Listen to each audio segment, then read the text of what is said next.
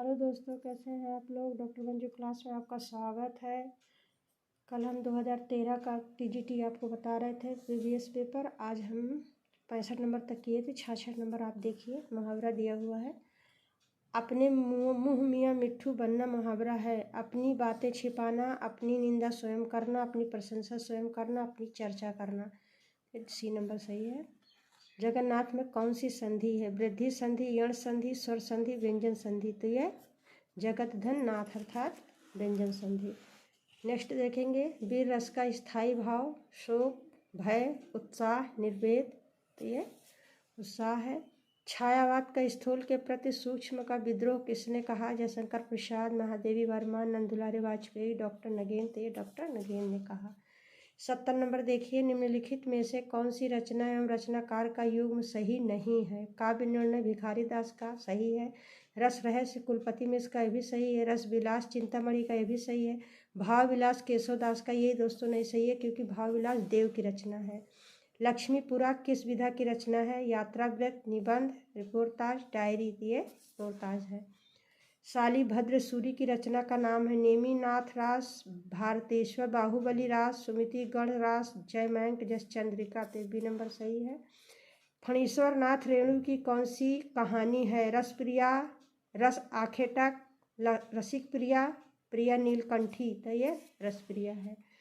साकेत महाकाव्य का सर्वाधिक मार्मिक सर्ग है? षष्ठ, सप्तम, अष्टम, नवम। ते नवम सर्ग है। एमए में हम लोग सिलेबस में पढ़े थे। 75 नंबर देखिए, अल्मोड़े का बाजार किस विधा की रचना है? जीवनी, रिपोर्टाज, प्रगीत, यात्रा वृत्ति। यात्रा वृत्त है। निम्नलिखित में से कौन रेखा चित्र विधा की रचना नहीं है? तो ये कटकुलाब नहीं है। नेक्स्ट देखेंगे, 77 नंबर देखिए, निम्नलिखित में से कौन शिलांकित कृति है? पाहुड़ दोहा, राउल बेल, प्रकृत, पेंगलम, वर्ण रत्नाकर। ये बी नंबर सही है। अर्ध कथानक किस विधा की रचना है? जीवनी, उपन्यास, आत्मकथा, नाटक। तो ये आत्मकथा है। इसमें दोस्तों कन्फ्यूजन होता है, लगता है जीवनी है। झीनी झीनी बीनी चदरिया किस उपन्यासकार की कृति है? राही मासूम रजा, अब्दुल बिस्मिल्लाह, असगर वजाहत, मुद्रा राक्षस। ये पी नंबर सही है। उद्योग की संधि विच्छेद है? उतधन योग, उद्धन योग, उद्धन योग, उतधन आयोग। तो ये नंबर सही है। प्रबोध 50 ग्रंथ के रचयिता कौन है? रामानंद, कबीर, मतीराम, पद्माकर। ये पद्माकर जी हैं। निम्नलिखित में से किस पत्रिका से संबंधित साहित्यकार नहीं है? नया ज्ञानोदय, रविंद्र कालिया। सही है दोस्तों। पहल ज्ञान रंजन, ये भी है। तद्भव अखिलेश की, ये भी सही है। दस्तावेज, ये रामचंद्र तिवारी, ये नहीं सही है। कड़ाही से गिरा चूल्हे में आ पड़ा का भाव है? एक विपत्ति से छूटकर दूसरे में आ पड़ा, पढ़ना। कड़ाही और चूल्हा पास पास होता, एक बार भूल होती है तो बार बार होती है। कड़ाही चूल्हे में गिर गई, ये सही है नंबर। प्रभु जी तुम चंदन हम पानी, इस पंक्ति के रचनाकार हैं? चंद्र दास, मलूक दास, नानक, रैदास। ते संत रैदास जी हैं। कलश का प्राय है? जल, कुंभ, पात्र, उपस्कर। ये बी नंबर सही है। नाटक के लिए रंगमंच होना चाहिए, रंगमंच के लिए नाटक नहीं है। कथन किसका है? मोहन राकेश, मुद्रा राक्षस, डॉक्टर राम कुमार वर्मा, जयशंकर प्रसाद। ये जयशंकर प्रसाद की है।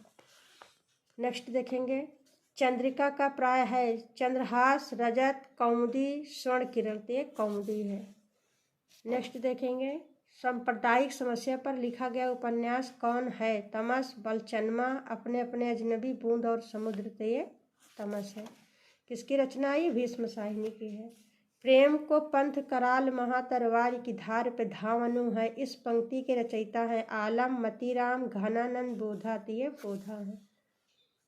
90 नंबर देखेंगे, निम्नलिखित में से किस कवि को अपभ्रंश का वाल्मीकि कहा जाता है? सरहपा, पुष्पदंत, स्वयंभू, हेमचंद। ये स्वयंभू को कहा जाता है। अरुण या मधुमय देश हमारा, ये किसने कहा? ध्रुव स्वामिनी, देवसेना, कार्नेलिया, मधुलिका। ये सी नंबर सही है।